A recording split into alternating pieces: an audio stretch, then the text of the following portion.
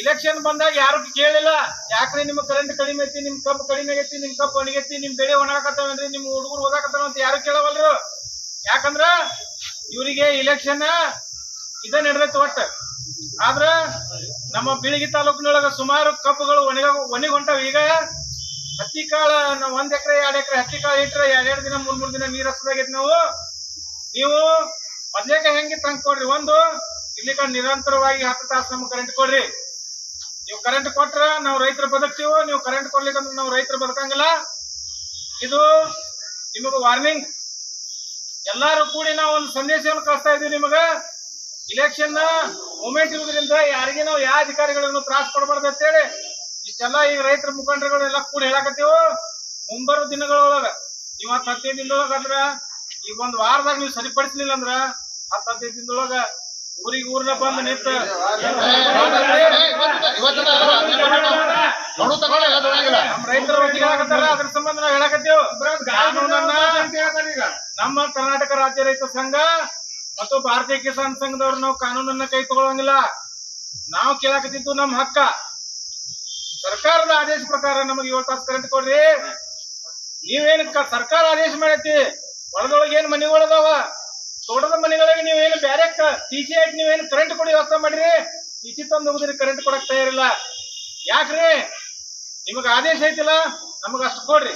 ನೀವು ಕೊಡ್ಲಿಲ್ಲ ಅಂದ್ರೆ ನಾವು ಉಗ್ರವಾದ ಹೋರಾಟ ಮಾಡ್ಬೇಕಾಗತ್ತ. ಇಲೆಕ್ಷನ್ ಮೂಮೆಂಟ್ ಇರೋದ್ರಿಂದ ನಾವೀಗ ಕಮ್ಮಿ ಜನ ಕೂಡ್ಸೇವು. ಯಾಕಂದ್ರೆ ಸಾಹೇಬ್ರು ನಿನ್ನೊಬ್ರು ಮಾತಾಡಿದ್ರು ನಾವು ಮನವಿ ಕೊಡೋಕೆ ನೀವು ತತ್ಕ್ಷಣ ನಮಗ ಸಿಂಗಲ್ ಫೇಸ್ ಲೈನ್ ಅನ್ನ ಕೊಡುವಂತ ವ್ಯವಸ್ಥೆ ಆಗ್ಬೇಕು ಇವತ್ತಿನಿಂದ. ಆ ವ್ಯವಸ್ಥೆ ಆಗದ ಹೋದ್ರೆ ನಾವು ಈ ಕದ ಹಾಕಿ ಕೇಸಿಂದ ಇಲ್ಲಿ ನಮಗ ಪೂರೈಕೆ ಆಗುತ್ತನ್ನೋದು ನಾವು ಪ್ರತಿಭಟನೆ ಮಾಡ್ತೇವೆ. ಶಾಂತಿಯುತವಾದ ಪ್ರತಿಭಟನೆ ಮಾಡ್ತೇವೆ. ನೀತಿ ಸಹಿತಿ ಜಾರಿ ಐತಿ, ಬಾಳ್ ಮಂದಿ ಕೂಡಿಸಬೇಡ್ರಿ ಅಂದ ಕೂಡಲೇ ನಾವು ತುಸು ಮಂದಿ ಕೊಡೇವು. ಮತ್ತೆ ನೀತಿ ಸಹಿತಿ 2 ತಿಂಗಳ ನೀತಿ ಸಹಿತಿ ಐತಿ ಅಂದ್ರೆ 2 ತಿಂಗಳ ನಾವು ಏನೂ ನಾವು ನಿಮ್ಮನ್ನ ಕೇಳಿಲ್ಲ ಅಂದ್ರೆ ಪೀಕ್ ಮನೆಗೆ ಹೋಗ್ತಾವು.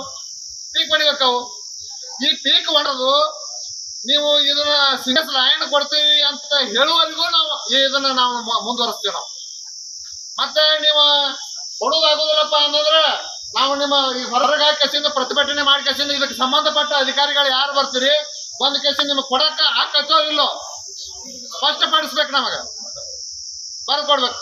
ಆಗುದಿಲ್ಲಪ್ಪ ಅಂದ್ರೆ ನಾವು ಆಗುತ್ತಾನ ನಾವ್ ಎದ್ದು ಹೋಗಂಗಿಲ್ಲ.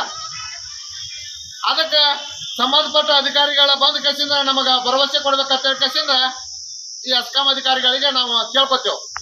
ಆಗಿರೋದ್ರಿಂದ ವಿದ್ಯುತ್ ಸಮಸ್ಯೆ ದಿನದಿಂದ ದಿನಕ್ಕೆ ತಲೆದೋರ್ತಾ ಇದೆ ಅಂತಕ್ಕಂಥ ಮಾತನ್ನ ನಮ್ಮ ಬೀಳಗಿ ಅಸ್ಕಾಂ ಇಲಾಖೆ ಅಧಿಕಾರಿಗಳು ಹೇಳ್ತಾ ಇದ್ದಾರೆ.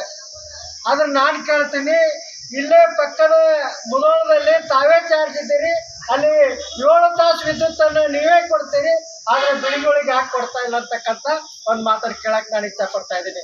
ಅಷ್ಟೇ ಅಲ್ಲದೆ ಇಲ್ಲೇ 10ರಿಂದ 12 ಕಿಲೋಮೀಟರ್ ದೂರ ಹೋದ್ರೆ ಕೋಲಾರದ ನಂತರ ಕೋಲಾರ ತಾಲೂಕು ಹಿಡ್ಕೊಂಡು ಎಲ್ಲ ಬಿಜಾಪುರ ತಾಲೂಕಿನಲ್ಲಿ ಕನಿಷ್ಠ 7ರಿಂದ 8 ತಾಸು ವಿದ್ಯುತ್ ಅನ್ನ ಪೂರೈಕೆ ಮಾಡ್ತೀರಿ.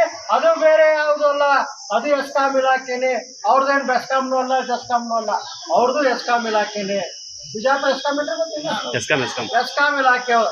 ಅದಕ್ಕಾಗಿ ನಾನು ಹೇಳ್ತೀನಿ ನೋಡಿ, ಮಕ್ಕಳ ವಿದ್ಯಾಭ್ಯಾಸಕ್ಕಾಗಿ ಕನಿಷ್ಠ 4 ತಾಸು ವಿದ್ಯುತ್ ಅನ್ನ ನೀಡ್ತೀವಿ ಅಂತೇಳಿ ಮಾನ್ಯ ಇಂಧನ ಸಚಿವರಾಗಿರ್ತಕ್ಕಂಥ KG ಜಾರ್ಜ್ ಅವ್ರು ಹೇಳಿದ್ರು.